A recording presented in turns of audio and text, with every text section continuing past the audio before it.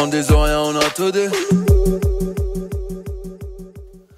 Yes Massive, c'est Spectre qui est F-Baby pour Parole Inutile. On parle pour ne rien dire et en disant rien, on a tout dit. Donc avant d'aborder le sujet d'aujourd'hui qui est donc la relation de Booba et les artistes antillais et les Antilles aussi globalement, on va mettre à jour la playlist Inutile comme d'habitude avec un son de Def G qui s'appelle Off qui vient de sortir. Donc je vous invite à aller écouter ça. Le clip est pas mal, le son est pas mal, il y a une good vibes. Donc allez écouter ça, c'est Def G Off. Demain mon gars tout net, j'ai moins qu'à en mini pince. Quand c'est GPS là c'est fait quoi.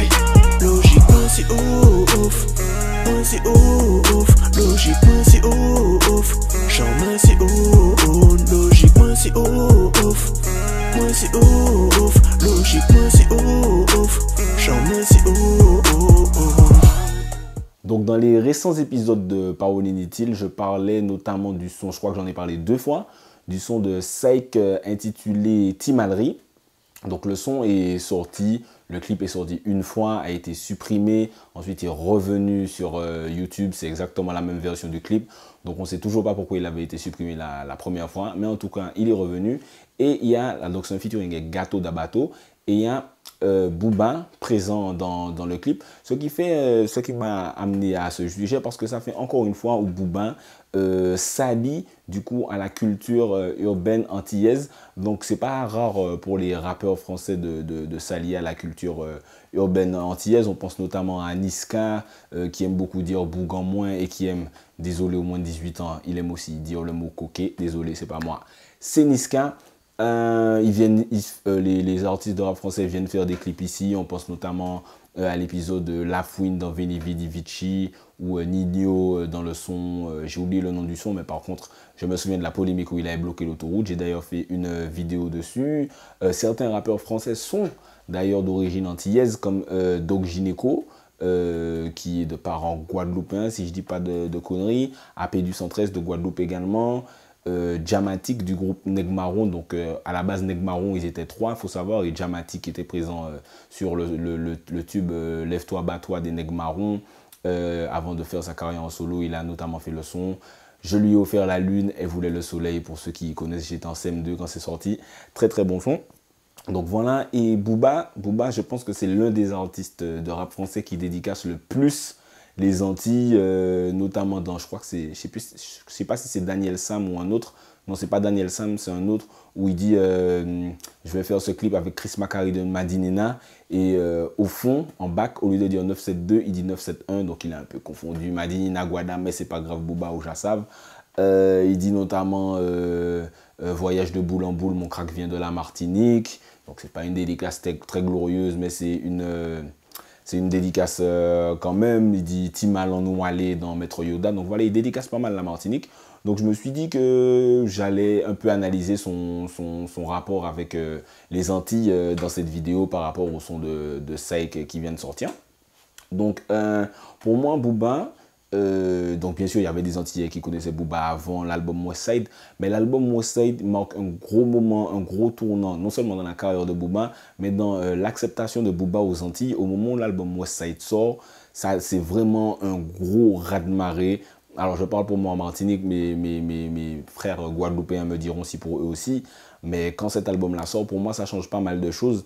Déjà, quelque chose que je dis assez souvent, c'est qu'avant cet album, ma génération, je suis de 91, quand l'album est sorti, j'ai sauté une classe, donc j'étais en première, je crois, je passais en première, et on ne disait pas négro. Ma génération, on disait men, mon frère, on disait Awa Mafia, truc, on dit toujours ça, mais on a le négro qui s'est démocratisé. Pour moi, c'est par rapport à cet album-là où, bon, il disait déjà négro dans ses autres albums, mais comme cet album-là, comme je vous disais, a été un vrai raz-de-marée. Pour moi, ça a beaucoup changé notre façon de parler, notamment, alors je parle du mot négro, qu'on utilise énormément, mais il y a aussi le mot biatch, qu'on utilise moins parce que c'est mal d'appeler les filles biatch, mais qu'on utilise quand même et qui pour moi existait déjà. J'ai pas dit que Booba a inventé ce mot, mais c'est vraiment implanté beaucoup plus dans le vocabulaire par rapport à cet album. Vous me direz ce que vous en pensez. Et pour revenir, Booba a fait notamment 3 concerts en Martinique, donc j'ai été aux 3. mais je vais surtout parler du premier concert à la Ferme Périne, qui est vraiment pour moi le meilleur concert où j'ai été avec Daddy Mouri, qui a fait la première partie, qui a vraiment écrasé. Moi, je connaissais déjà Daddy Mouri et ses sons, mais franchement, quand je l'ai vu sur scène ce jour-là à la Ferme Périne, c'était incroyable. Saïk et Samix aussi ont vraiment fait un bon travail. Mais Booba, c'était comme si, je ne sais pas si vous voyez quand on va à la messe et on récite tout d'une seule voix, mais pour moi c'était ça, c'est au moment de l'album West Side où tout le monde était là et chanter les sons vraiment par cœur, petit, grand. Bon, il n'y a pas de tout petit, là je pense que j'étais en... Je ne sais plus exactement en quelle classe j'étais quand ce concert a eu lieu, mais en tout cas je sais que ça a vraiment écrasé et il y a beaucoup de gens qui n'étaient pas à ce concert, qui essaient de parler à ce concert, de raconter ce qui s'est passé. Et ça m'a toujours énervé. J'ai d'ailleurs fait un article dessus, des gens qui disent « Ouais, Booba, il n'a pas chanté longtemps parce qu'il avait peur, qu'il y avait des badman et qui ont tiré en l'air. » Et c'est faux, tu sais, une expression que je reprends toujours, c'est les gens qui sont hors de la soirée, qui veulent te raconter ce qui se passe dans la soirée. Alors que Booba, les gens disent « Ouais, quand les gens ont tiré en l'air, Booba est parti, il est allé dans les coulisses. » Ce qui aurait été une réaction d'être humain et intelligent et normal. Mais il n'a pas fait ça quand les gars tiraient. À un moment, il a même dit « Et les gunman, vous avez plus de balles ou quoi ?» pour que les gars recommencent à tirer en l'air. Ceux qui étaient là pour confirmer. Ce qui est d'ailleurs complètement fou de faire ça. Mais et ceux qui disent que le concert n'a pas duré longtemps parce qu'il avait peur, il est parti. À un moment, au moment de chanter Boulbio garde la pêche, le dernier son du concert en tout cas, il y avait un problème de sono. Il a dit « Ah, vas-y, on va pas finir le concert comme ça. » Il a attendu sur scène pour que les gens réparent la sono pour chanter le dernier son. D'événements. Dans la salle, plus de 6000 jeunes adolescents issus de toutes les catégories sociales. Le style vestimentaire est à l'image de ce que l'on voit dans les clips du rappeur. Il est minuit lorsque Booba fait son entrée sur scène. L'ambiance est à son paroxysme. 2 puis 3 morceaux, quelques coups de feu se font entendre dans la salle. Pendant ce temps, Rodman qui peut faire des grands événements. Le spectacle se terminera sans incident. Seulement trouver un espace pour l'organisation de ce type d'événement restant. Ça s'est bien passé. Et au moment où il y a eu... Il y a peut-être coups de fusil là. Tu entends les coups de fusil en ce moment? Et si j'entends des coups de fusil, je pense que certains agents ont fait leur... Le lendemain, rencontré à l'aéroport, le rappeur nous livre ses impressions. Hier, mortel. Le feu, c'était blindé. Adina, c'était chaud, il chantait les paroles avec nous. Coup de feu, gunman, présent, la balle. Comme on aime, roots, street. Donc voilà, il ne s'est pas foutu de la gueule du monde. Donc voilà, ça c'est un peu le rapport de Booba quand il vient en Martinique. En Guadeloupe, c'est un peu compliqué. Je sais que ses concerts ont été annulés, différents trucs. Mais en tout cas, pour la Martinique, c'est la façon dont moi je vois les choses. Vous me direz si vous voyez de façon différente. En ce qui concerne les collaborations avec les artistes, puisque c'est de ça c'est ça le sujet de la vidéo. Alors, pour ses premiers albums, avec Lunatic et avec l'album Temps Mort, il n'y a pas vraiment eu de collaboration avec des Antillais. Pour l'album Panthéon, donc il n'y a pas eu d'artiste antillais francophone, mais il a eu un très gros feat, enfin pas un très gros feat, mais un feat que moi je trouve très bon et méconnu avec Wayne Wonder. Pour ceux qui ne savent pas, Wayne Wonder, c'est celui qui chante No letting go, no holding back. Dédicace à Camille, j'en savent. Et c'est un son qui est assez méconnu. Donc Booba a fait quelques collaborations quand même avec des Jamaïcains, notamment avec Capleton, où il a remixé Liberation Time sur Autopsy Volume 3. Donc voilà pour l'album Temps Mort. Et la première collaboration de Booba avec un artiste antillais francophone, c'est avec Yohan Le Zouker, tout à fait, avec Yohan Le Zouker. Moi aussi, j'étais assez surpris de me rendre compte de ça. Avec son groupe, plus précisément Trait d'Union, pour le gros hit Au bout des rêves sur le Drop Leaf Redeem. Booba fera d'ailleurs un autre reggae, Jimmy, sur l'album Futur. Mais effectivement, Yohan est même présent dans le clip. On le voit whiner quelques brésiliennes avec ses pequeños dans le clip. Donc je vous invite à retourner regarder ça. Très, très gros clip, son qui a énormément marché. Je pense que Yohan a gagné pas mal de sa scène dessus. J'espère en tout cas.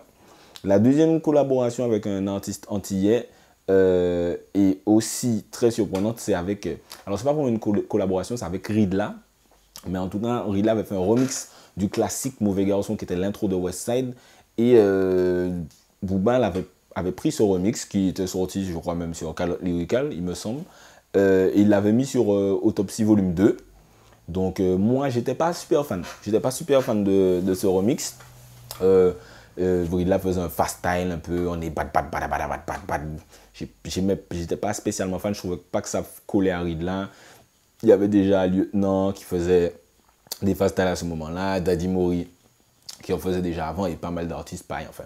Et je trouve que Ridla, c'était pas son truc, donc j'ai pas trop compris pourquoi il a fait ça. Mais en tout cas, le son a atterri sur Autopsy Volume 2, donc c'est pas mal. Jusqu'à aujourd'hui, je me demande comment c'est arrivé dans les oreilles de Booba. Ce serait sympa que Reed la raconte, peut-être qu'il a déjà raconté et que je l'ai raté. Après, durant la période 09, Booba a une petite période sans. C'est l'album qui est un peu considéré comme l'album de Booba qui a le moins marché. Même si il a quand même été disque d'or. Et à l'époque, je crois que c'était plus que 50 000. Je crois que c'était 100 000 toujours. Et c'est grâce, alors bien sûr en plus du fait qu'il ait continué à enchaîner les bons sons, c'est grâce à un Martiniquais que Booba a un peu redoré son blason vis-à-vis du public, Chris Macari, qui a commencé à lui faire ses clips. Donc le premier clip qu'il a fait avec lui, c'est Game Over. Game Over, qui est un clip en noir et blanc, ça me rappelle un peu l'ambiance de 99 Problems de Jay-Z, qui est un très très bon clip réalisé, je crois, par Hype Williams, si je ne me trompe pas. Très très bon son aussi que j'ai remixé parce qu'à l'époque je remixais tout, hein, n'est-ce pas, ceux qui savent. Et ensuite il a fait Double Poney et Chris Macari a fait le clip Double Poney de Booba. Et depuis je crois que c'est lui qui fait 99% des clips de Booba. Il n'a pas fait Jimmy, il n'a pas fait Scarface, mais j'ai des difficultés à citer d'autres clips de Booba qui ne soient pas de Chris Macari. Il y en a peut-être un ou deux, mais il n'y en a pas énormément. D'ailleurs, Bakel City Gang, qui est pour moi l'un des meilleurs clips dans le top 2 de Booba, est réalisé par Chris Macari. Il est d'ailleurs dans le clip. Et le premier clip de Chris Macari que j'ai découvert, c'était un clip de Mighty Killa, Mad Thing. Je me suis rappelé de ça récemment. Big up à Mighty Killa au passage. Ensuite, bon là, c'est pas vraiment une collaboration, mais je sais plus exactement quelle année, je crois que c'était 2012 ou 2011, Booba a partagé le clip d'Evil Pichon sur son Facebook officiel. Donc bon, dans ce clip qui est le clip I Don't Like, Evil Pichon avait un polo uncut, mais bon, je pense pas que Booba ait partagé juste pour ça. Si c'était totalement rincé, il n'aurait pas partagé. Je pense que Booba aime le côté thug antillais, street life à l'antillais. Je pense que c'est quelque chose qui lui parle. D'ailleurs, quand il parle de son concert en Martinique, il dit « Ah ouais, c'était chaud, c'est l'un de mes meilleurs concerts, les gars étaient vraiment déter, t'as l'impression que t'es en Jamaïque, etc. » Ça vient d'une interview de Booba, ça. Donc voilà, il a partagé ce clip. Et si quand on sait tous les rappeurs français qui auraient aimé être partagés par Booba, je pense que ça veut dire quelque chose par rapport à sa relation avec le milieu urbain antillais. Entre-temps, il y a l'album Lunatic. Il n'y a rien de très très antillais sur cet album, à part bien sûr les clips toujours réalisés avec Macari. C'est d'ailleurs un album qui est un peu pas boudé aux Antilles, mais je trouve qu'on en parle moins aux Antilles. À part peut-être Jour de Paye, qui était un gros anthem dans les soirées Beta, Omega, Beta, Alpha, ça doit connaître. Et malgré cet album, malgré Killer, qui est pour moi un peu l'ancêtre de Scarface, ou Comme une étoile, qui est très très lourd. D'ailleurs, dans Comme une étoile, il dit Africain comme un Antillais. Beau message d'unité pour les Africains et les Antillais qui n'arrêtent pas de se disputer sur Twitter et même ailleurs. C'est même by MM Bitin, ça doit connaître.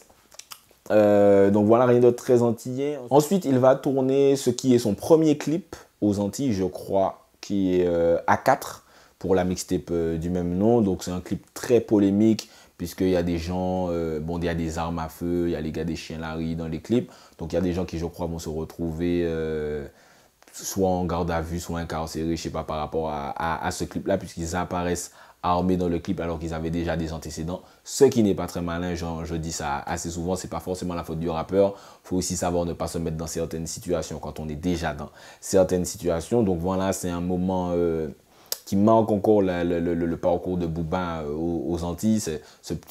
On l'aime beaucoup. Et quand il y a quelque chose qui se passe mal, on est tout le temps prêt à dire ah ouais, mais ils viennent toujours, les rappeurs, profiter de la street aux Antilles pour faire genre, ils ont une street credibility. Comme je disais, ça s'est fait pour La Fouine, ça s'est fait pour Booba, ça s'est fait pour Nino, et ça se fera encore, je pense.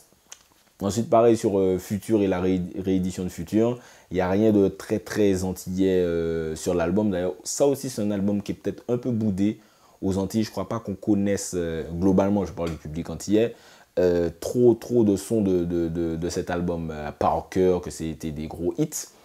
Et pour moi, ensuite, sur l'album DUC, il y a pour moi le moment le plus antillais, du coup, entre guillemets, de Booba, qui est Mauvais Langue.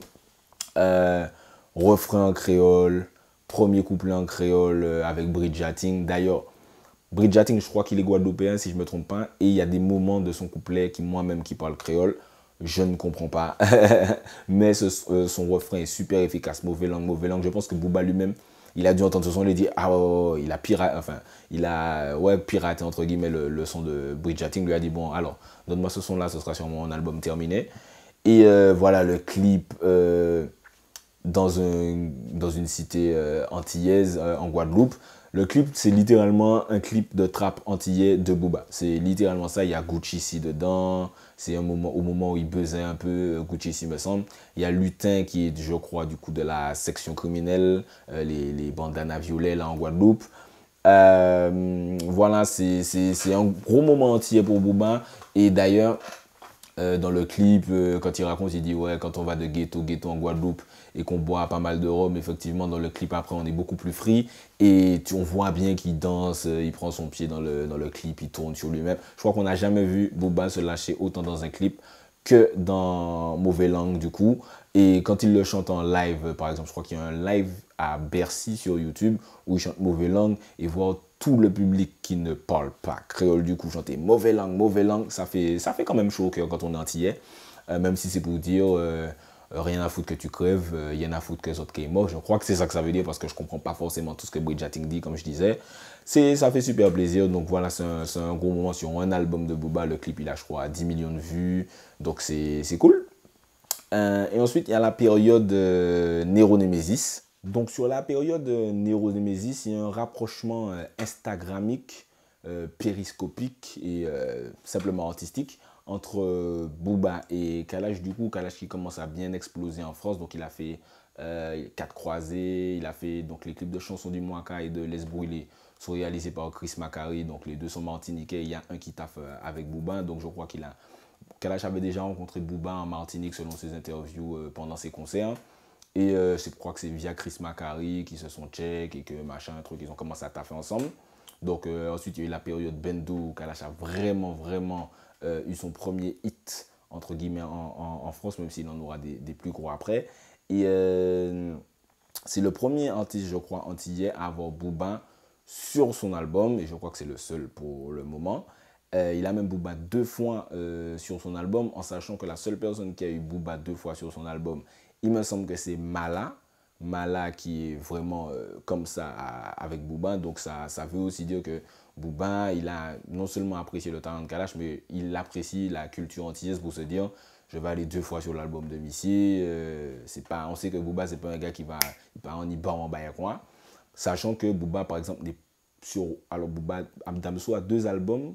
Je ne veux pas dire de conneries, ce n'est pas des albums que je connais de fond en comble, mais je crois que Booba n'est sur aucun des 2 albums de Damso. Ils ont le titre Paris c'est loin qui est sorti en exclu sur les plateformes de streaming. Et il y a Damso sur un album de Booba, mais Booba n'est sur aucun album de Damso. Il n'est même pas sur l'album de Shai. Donc ça montre bien que Booba a vraiment voulu s'investir sur cet album de Kalash. Booba est aussi dans le clip de Neo, Kalash est dans le clip de 4G qui est un très bon son, Kalash est dans le clip de DKR, je crois que j'ai déjà dit ça, bref. Ils ont fait une tournée ensemble, d'ailleurs ils sont venus en Martinique pour le concert Kalash, Booba, Niska dont je parle un peu dans ma vidéo sur le concert de Mr Vegas, qui n'était pas le concert de Booba, Kalash et Niska qui n'était pas oufissime. Effectivement, le public n'était pas ouf pendant la partie de Booba. Il y a beaucoup de sons qu'on ne connaissait pas. Je pense que autant on aime Booba, on aime l'image de Booba, on aime le personnage de Booba aux Antilles. Autant, surtout en Martinique, je pense surtout en Martinique, on n'a pas vraiment une grosse connaissance de tous ces albums et de tous ces sons de fond en comble. Donc à cette période, donc, je disais, ils tournaient beaucoup ensemble, Kalash et Booba.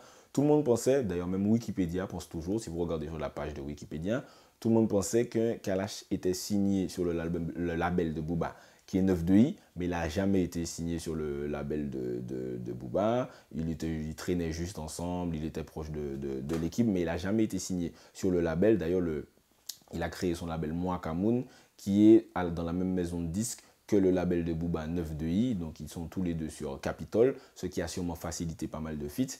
Mais en tout cas, ils sont pas du tout, Kalash n'est pas du tout signé chez Booba. Il y a eu ensuite la polémique Booba unfollow Kalash sur Instagram. Oh mon Dieu, ils sont forcément en clash. Qu'est-ce qui s'est passé? Qu'est-ce que truc? Il y a eu beaucoup de rumeurs. Donc, ce qui mène d'ailleurs au dernier moment très antillais ben voilà, j'ai vendu la mèche de Booba sur le dernier moment entier de Booba, c'est son apparition dans le clip de Psych Timalri, le Timalri featuring Gato d'Abato. Donc il fait une petite apparition, le clip est à Little Haiti.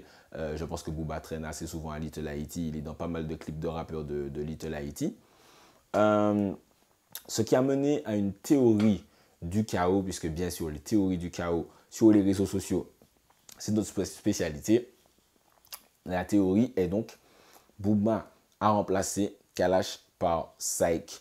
Et cette théorie est super drôle, qu'elle soit vraie ou qu'elle soit fausse, elle est super drôle. Pourquoi c'est super drôle? Si elle est vraie, ça voudrait dire que Booba se sent obligé, du coup, enfin entre guillemets obligé, mais qu'il voit ça comme une plus-value d'avoir un Antillais proche de son équipe ou même signé sur son label. Et qu'il se dit, et c'est aussi drôle qu'il se dise qu'il peut remplacer Kalash par Psych parce que c'est pas exactement le même niveau même pas du tout, faut être honnête, le même niveau de buzz, surtout dans l'Hexagone. Et si c'est faux, et je pense que c'est un peu faux, je pense que c'est pas vraiment ça, sinon c'est en tout cas si c'est ça, c'est un peu mystique, mais je pense que c'est faux parce que je pense pas que Booba réfléchisse comme ça à son niveau de succès. Et si c'est faux, c'est très drôle qu'on pense ça parce qu'il aura suffi qu'on voit Booba dans un clip d'un entier pour qu'on se dise tout de suite « Ah, il veut remplacer truc par truc, machin ». On va très vite dans les complots et c'est très très drôle. Donc voilà, je pense que je ne sais pas si j'ai raté un moment intéressant de Booba par rapport à la culture antillaise, mais le simple fait qu'il y ait tout ça de trucs à citer, ça montre bien que la culture antillaise est intéressante et peut intéresser ailleurs parce qu'on sent que Booba, je ne sais pas s'il a envie, mais il trouve ça bénéfique pour lui de mettre ça en avant parce que sinon il ne l'aurait pas fait autant, il n'aurait pas fait Mauvais Langue, il n'aurait pas fait autant de sons avec Gato d'Abato qui parle lui aussi créole, il n'aurait pas fait 2 feats avec Kalash, il n'aurait pas fait d'apparition dans le clip de Psych, il n'aurait pas mis Ridla sur Autopsy Volume 2, etc. J'en passe des meilleurs. Donc voilà, n'hésitez pas à me dire ce que vous pensez de l'interaction que ce soit de Booba avec les artistes antillais ou même des autres rappeurs avec les artistes antillais. On dit souvent, les rappeurs antillais peuvent percer dans le game de l'Hexagone. Est-ce que vous pensez que ça passe par ça, se faire reconnaître par un gros artiste tel que Booba? Ou par exemple, on sait qu'il y a Rof qui avait fait un feat avec Kérosène et Débrouilla sur Zlatana. Ce son-là était totalement, je l'ai trouvé assez rincé, moi personnellement. Mais est-ce que vous pensez que ça doit passer par ça? Donc, donnez-moi vos avis par rapport à ça. N'hésitez pas à vous abonner à ma chaîne YouTube Specta C'est So. On a 4000 abonnés, plus de 4000 abonnés. Ça fait super plaisir, en route vers les 5000. Suivez-moi sur Snapchat pour me proposer des sujets. Vous m'avez déjà proposé pas mal de sujets par rapport quand je vous ai posé la question. Donc, je pense que j'ai des sujets pour jusqu'en 2019. Donc voilà, suivez-moi sur Snapchat. Suivez-moi sur Instagram. J'ai juste Instagram assez tard, donc j'ai pas encore 1000 abonnés. J'aurais bien aimé atteindre 1000 abonnés sur Instagram le plus vite possible pour être un peu moins ridicule parce que c'est assez tuba d'avoir moins de 1000 abonnés pour un YouTuber. Et donc voilà, abonnez-vous, cliquez sur like, commentez, faites tourner. Zodja connaître, c'était Specta. Pour Parole Inutile, on parle pour ne rien dire en disant rien. On a tout dit.